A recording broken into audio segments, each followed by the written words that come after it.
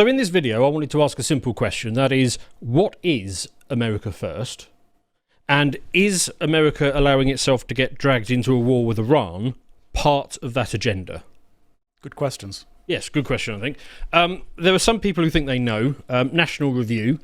When Trump first sort of emerged onto the political scene, you had a whole bunch of neocons come out as against Trump, never Trumpers, who've been bashing him for his agenda, very much his foreign policy, his unwillingness to get involved in forever wars. That has probably been the issue which they have hated the most. Funnily enough, these guys this week suddenly find themselves in raucous agreement with Trump now that he's making noises about maybe we should do something like invade Iran. Suddenly the people who have been, had the daggers in his back this entire time are suddenly coming on board, and the base seems to be going the other way. War is good. Peace is for monks. Yes. To be honest, I'm not entirely certain that the base is going the other way, but I want to see the base is divided on it. Because there is a certain amount of base that will remain consistent to the MAGA themes, and then there are those who will just go with whatever's on Fox News at the time. So there is that. National Review is not a publication I recommend. However, there are some good writing out there, and our colleague Luca has started his new series on the Lotus Eaters Chronicles, where he takes a famous text, the sort of thing that you really should have read but you haven't, and he breaks it down for you so that you can pretend to be slightly more intelligent than you actually are by making it look like you actually know this stuff. So go and check out this new series. Back to the point about America first, though. I'm not an American. But I have been a vocal supporter of Trump's since he came down the escalator. And that's because I agree with what MAGA is trying to do. Even recently, when there was a lot of people on the right basically having a pop at Trump for his work on tariffs, I continue to support him throughout all of that because it aligns with the MAGA agenda. Just to be clear, what is the MAGA agenda? Well, it's American first national sovereignty. So it's things like secure the border, end immigration, deport, push back on globalist influence, things like the UN and the WEF and NATO overreach and stuff like that. Build the wall, of course, ICE support, all of that kind of thing. So American first national sovereignty is one. Second one is economic nationalism. Yes. That's things like, protect domestic industry, working class Americans from globalization and outsourcing and bad trade deals, the tariff stuff, it's energy independence, it's drill baby drill, tax cuts, deregulation, all that kind of stuff. It's an explicit rejection of the Clinton, Bush, Obama consensus, the globalization consensus. And the third aspect, of course, of MAGA is end the forever wars. Costly, unwinnable foreign interventions that benefit very much the military-industrial complex, but basically drags you into wars that, okay, you might be able to win kinetically the initial phase of it, but then you'll get bogged down in an insurgency for decades. Yes. After that. And the view was, from MAGA, that these endless war interventions serve the elites but not the people. Yes. Which I think is very fair. And the neocons hate every aspect of MAGA. Every aspect of it. They want open borders. They want cheap labour. They want to be part of globalist institutions. They like running a big government and the debt. It serves their interests very well. And they especially out of all of those things, they want to always be at war with someone. Very important part of the agenda. And the people who've been strongly opposed to MAGA and Trump throughout, they're the ones who are clamouring at the moment for the US to be deeply involved in a conflict with Iran. And the argument is always, when we try and get into some of this, is always a rehashing of the Second World War. It's like always, the bad guy is always Hitler. Anyone who says, oh, hold on a minute, is this a good idea? He's always Chamberlain. And the line that they're going with is, that the mullahs are bad and hate America. Okay, that is true. That is definitely true. But the thing is, there's no shortage of bad people in the world who hate America. Not just that. if you go around bombing Iran and dismantling its industrial capabilities and so on, firstly, they're going to hate you more. Secondly, they're going to end up walking into Europe. And neither of those outcomes are sort of a good foreign policy objective. No. They're not, but I think that the MAGA response to the danger of migration flows to Europe is stable and is sensible. They're your own borders, guard them. Yes, which is So also true. that's the MAGA, I think the MAGA position with respect to European migration flows to Europe. And then I want to say two things about what you're saying, because the MAGA, all these things you said, they're a bit abstract and they cannot not be in a sense, because everyone comes forward and says, well, economic nationalism is what I make of it. That's what nationalism in economics entails. And I think that the basic issue is that it's neither, it doesn't have to be either neocon or the MAGA you are presenting as the ideal one, because, for instance, when MAGA was being against globalism, I don't think it was against global trade. It was against a global trade that left American industry significantly backwards. So it's not necessarily against trade. And also when it comes to geopolitics, I don't think it's the America first is not, it is, yes, we don't want to be dragged into forever wars, but it's not let's isolate entirely the geopolitical context and think that the entire world is the US and focus just on this. Because, and it could be the case, first of all, there's a big question as to what exactly Trump is doing now, whether he is about to invade or he is increasing the pressure to the mullahs to surrender. That's a big question. And there is the thing that, there's a peace through strength narrative, that sometimes you have to be very aggressive in order to achieve peace, because you have to make the other side be very scared of you. Well, and Trump was never a pacifist. Well, neither the US nor Iran started this current conflict. Yes. And they're never going to make Iran surrender. The only way you can get regime change is boots on the ground. Yes, you can bomb them. Yes. But they're just going to get bombed. That would just be what happens. If you want regime change, you either need an internal insurgency. Now, maybe I will admit, maybe there's a clever play going on here, but there is a active, well-armed, well-supported Iranian counter-revolutionary force that is, ready to pounce. Maybe that's a play. I've never heard anything like that. I don't know if that is the case. Maybe, and if that turns out to be what's going on, then I'll say fair play. Got it right. But it's probably going to end up, if you want a regime change, you have to put boots on the ground. Yes. You're just not going to get around that. I mean, Trump used to get this, and this was a tweet from him in 2019. The United States has spent $8 trillion fighting and policing in the Middle East. Thousands of our great soldiers have died or been badly wounded. Millions have died on the other side. Going into the Middle East is the worst decision we ever made. So the question for me is not, and people who are pushing for this, they're very much framing it as, yes, the mullahs are bad and they want bad things for us and so on. I get that. But that applies to lots of people in the world. Are you really going to spend when, you spent, I think it's actually 9 trillion now, because there's a long tail cost of disabilities and all the rest of the stuff that comes with this stuff. Are you really going to spend at least another 8 trillion, even if it's 5 trillion? Are you going to spend that on invading Even if it's Iran? a trillion? Even if it's a trillion, yeah. When you're already 37 trillion in debt. And what I would say is, if you're looking for a credible threat, if you're saying, if you're motivated by, I'm being told again that they got weapons of mass destruction, if they're rolling out that same argument again, and by the way, if they had a better argument to make, you would have already heard it. Yeah. So you're getting weapons of mass destruction instead. If you are persuaded by we have to defend America, fine. Let me give you two better ways that you could apply that energy. One is the sleeper cells. So the southern border was open for 4 years. Maybe 20 million people crossed that southern border. You've got to then ask yourself, okay, what is the foreign agent infiltration rate? Is it 1 in 1,000? Is it 1 in 10,000?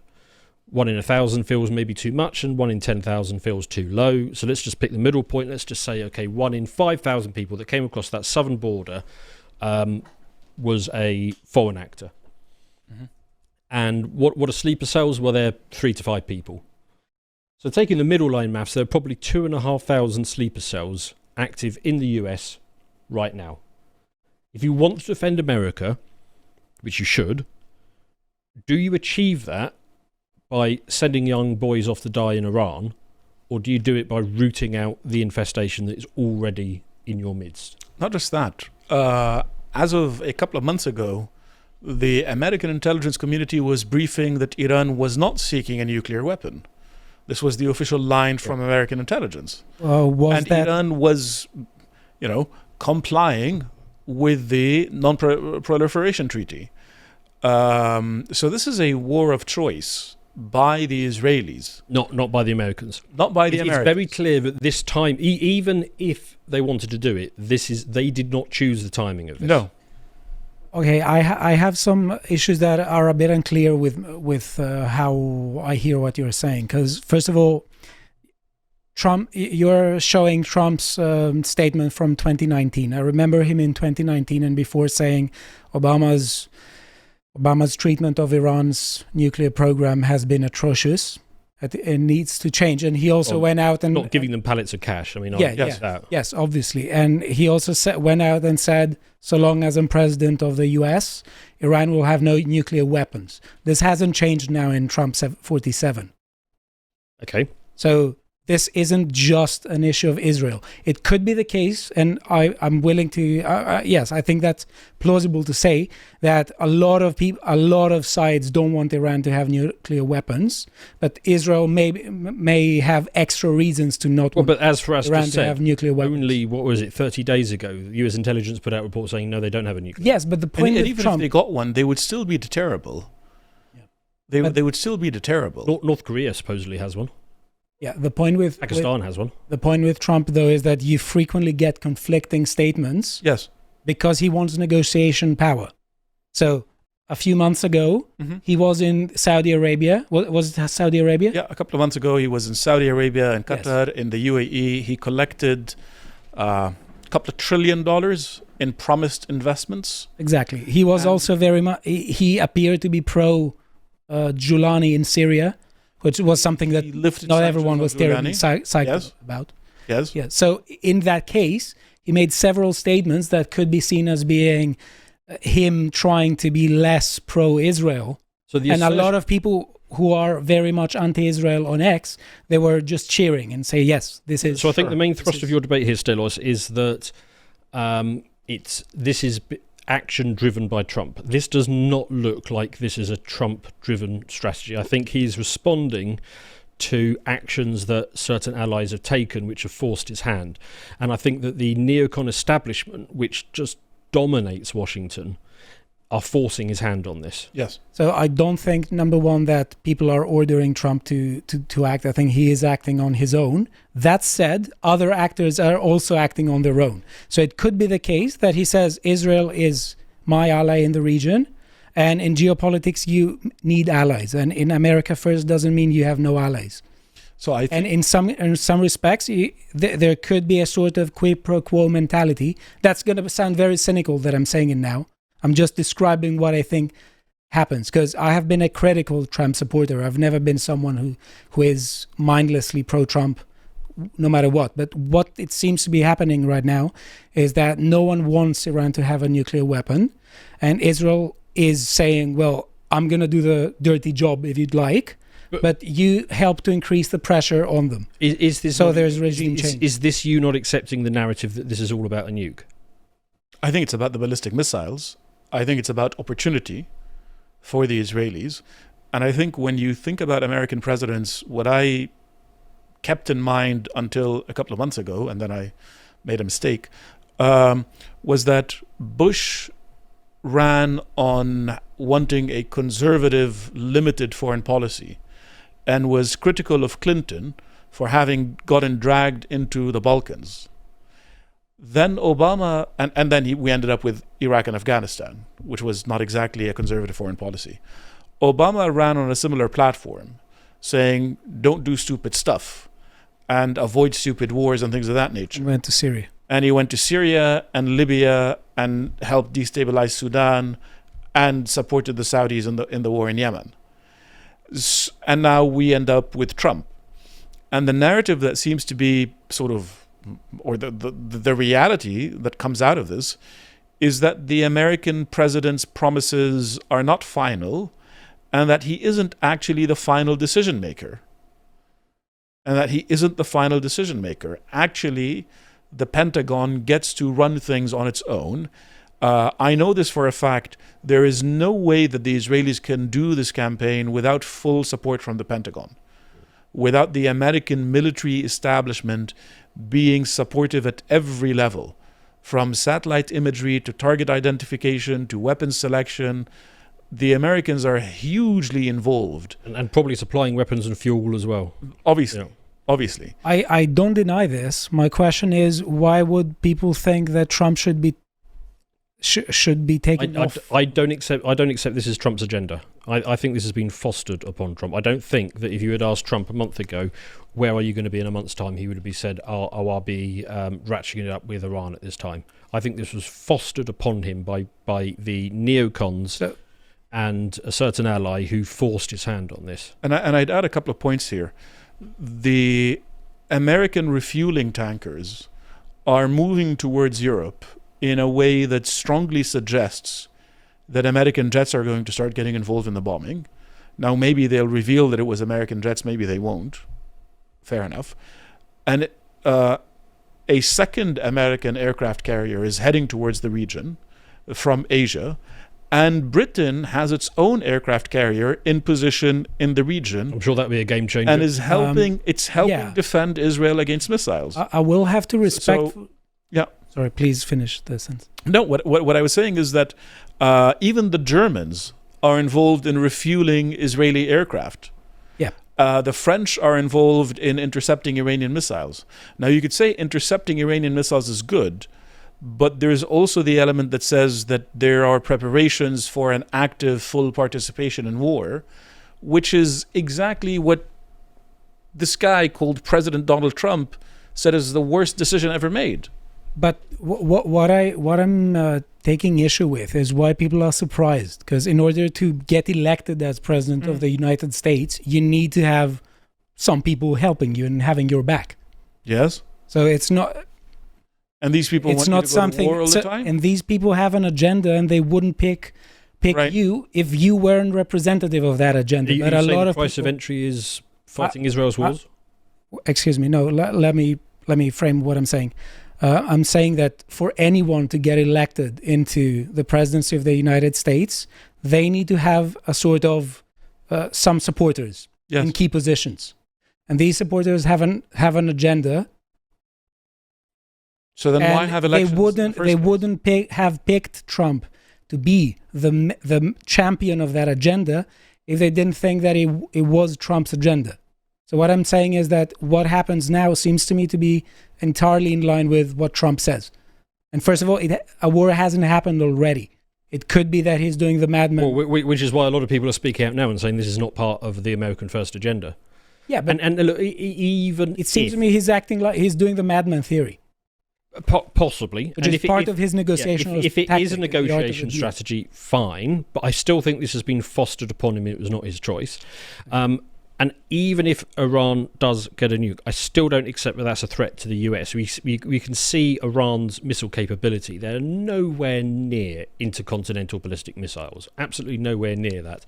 The real threat are the whatever it is, the 2,500 sleeper cells in the United States because the border was left open. That's where the focus needs to be. And if you really want... I mean both. It's hard to have focus on too many different things, and a war with Iran will absorb everything. That will absorb all the bandwidth. I would much rather, if I was an American, I'd much rather they focus on the sleeper cells in the US. And the second thing, if you really want a foreign adventure, Mexican cartels. 70,000 US deaths per year. Yes. I mean, even if Iran managed to get one of their dinky little missiles carried on a boat over to Cuba and then launched at the US, it's still not going to come up to 70,000 casualties like the Mexican cartels. Their missile capabilities are serious. Their missile capabilities are quite impressive. And they launch things into space, which is the same as launching an ICBM. Okay. So they have that missile capability. But deterrence has worked with pretty much every other adversary. and not to defend Islam, but from a theocratic Muslim regime, ending yourself by striking America or Israel with a nuclear weapon is not actually part of Islamic theology. Like, no sane Muslim would say that. Yes. And you have to say something about the Iranians, which is that they play the madman, but they are not lunatics. They understand balance of power. They understand politics. They can be cautious. Well, I'm certainly not going to defend the mullahs in Iran, but I don't think it is necessarily irrational that they're concerned for their security when the United States has invaded countries on both sides of it. Yes. And we know that it was the plan to invade Iran. So four-star General Wesley Clark has publicly stated in interviews and other places that he saw a plan that was put forward by the Pentagon that we're going to invade 7 countries and ultimately with the purpose of getting to Iran. And we have to remember, each of those countries was destroyed. So Libya and Syria weren't invaded, but they were absolutely destroyed. I think Sudan was on the list, and it ended up being partitioned and then pushed into Somalia, war. Sudan, and Lebanon. Also. Somalia, same. It's a basket case anyway. Lebanon has, Hezbollah has been destroyed, which is not a bad thing in some ways. And now the sort of final objective is Iran. And that plan, which has been there for 20 years and which has been adapted, is now coming to its final conclusion. Yeah. And that plan was hatched by the people that Trump was explicitly running against. Yes. In the 2016 campaign and in the 2024 campaign.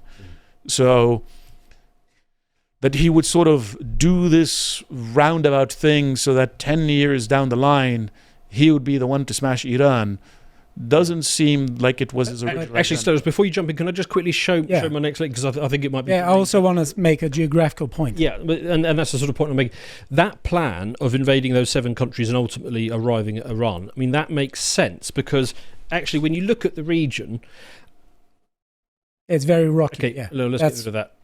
So if you're going to invade Iran, you actually want Afghanistan and Iraq first because... Yes, you have access to the seaways down here, the Persian Gulf. Tehran there is at the top. So if you don't have Iraq and you don't have Afghanistan, and you're certainly not going to come in through this top region. I mean, Turkey might give you support, but you can't come in through this top region because this is all Russian area of control.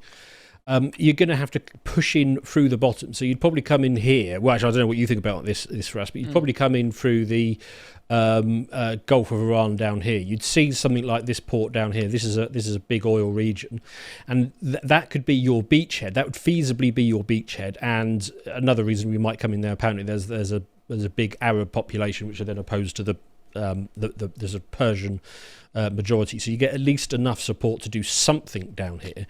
But then, I mean, the practicality of trying to invade Iran is you then need to push 1,000 miles north to get to Tehran, and that is all through, and I mean I'll zoom in on any bit of this, this is all through narrow roads with mountains on either side. Absolutely suicidal. Iran is not invadable by a ground force. The only thing that they can do is try to sponsor proxies within the various ethnic minorities in Iran. Diversity is a strength. And use these minorities to destabilize or topple the regime. That's the only way that it can be. I would have a lot less, if it was that, I'd have a lot less criticism. Right. Well, it still leads to absolute chaos, multiple civil wars in Iran, a much stronger Turkey and a much stronger Pakistan. And these are hostile countries to the West, as is Iran. This should be stated. Having some kind of balance between them is probably better than removing the country in the middle that sort of keeps them apart.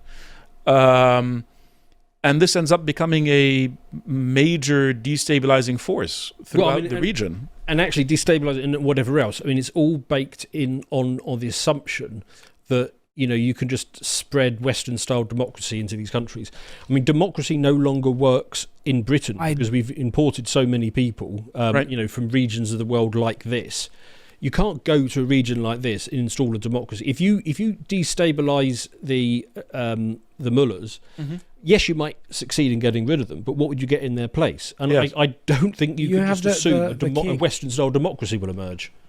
You have the king, and I want to say two things. Number one is that I still have to say that Trump has never been a pacifist.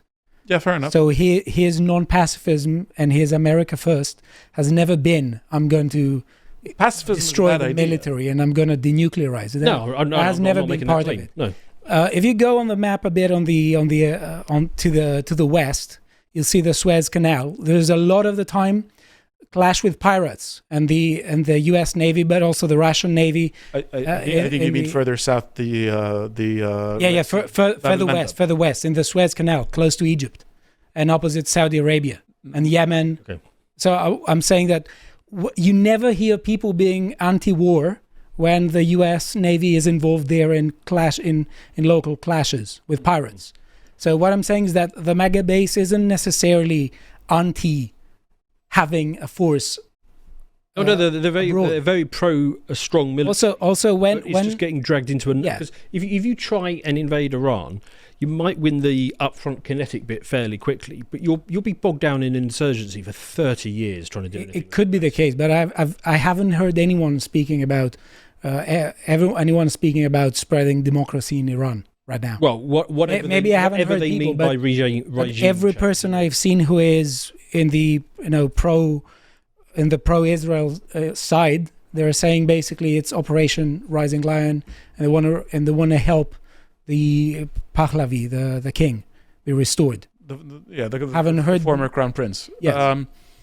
who doesn't have a real base right now, who has sort of discredited himself by supporting the bombing of Iran, and who, if he were to rule somehow, would be in an incredibly vulnerable position to all kinds of people, which might suit all kinds of companies that want to come in and sort of benefit from Iranian resources, and that would have a positive economic effect on Iran conceivably, but it would still be a pretty weak government, very vulnerable to instability, and you could still end up seeing all of these ethnic conflicts breaking out and becoming a major. There are 1,000 ways it could go south. That's not the point. The point is that there is practically no way that it could go well. That's the point. So I think we can safely conclude, look, an invasion just isn't going to work, so they're probably not going to attempt it. No. So the only thing they can do is basically air sortie raids, firing missiles, that kind of stuff. It doesn't actually get you anywhere apart from further destabilization. It has an effect. Destroying somebody's industry has an effect, but we've seen the Ukrainians getting hit by the Russians constantly. Now, mind you, the Americans will be able to hit much harder. But that doesn't automatically imply that the regime collapses. And then you end up with this regime that's even more desperate to acquire nuclear weapons. And given the vastness of Iranian territory, I mean, look at where Mashhad is in the Far East. That's a very difficult position to attack. So you could see them relocating a lot of their nuclear activities and trying again. The issue with Iran throughout history is that because it's so hilly, it's very difficult to invade. Yes. But for centuries, you had people who won key battles, and they could just suddenly. That could be seen also as a weakness of Iranian territory, because you had people winning key battles, and then they could just control the entire area. Maybe. Because everyone else was just not able to form a good counteroffensive. Maybe. So I better wrap this up with the interest of time, but I don't see how it serves the American first agenda to get dragged into something that was not of their choosing. As we talked about, invading is off the table, so you can't even follow through with this ultimately.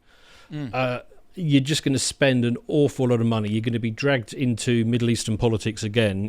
You're not doing it for the American cause. You're not doing it to serve American interests. So I don't think there's anything to be gained from doing this. And I think, and you can bet that NATO will be roped in to do some kind of work, especially the United Kingdom. Certainly. So I think, be very careful about getting dragged into this. Yes. If you would like to watch the full uncut version that is also uncensored, head on over to lotuseaters.com to find out more.